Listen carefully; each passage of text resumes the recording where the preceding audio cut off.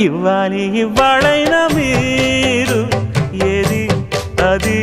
అమ్మాయి గారు చెప్పాలి ఏం కావాలో మీరు లేదు అది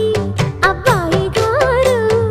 నన్నేమిచ్చారు నేనే నచ్చానన్నారు తీరా అది ఇమ్మంటే ఇంకా ఏమో ఆలోచిస్తారేంటండి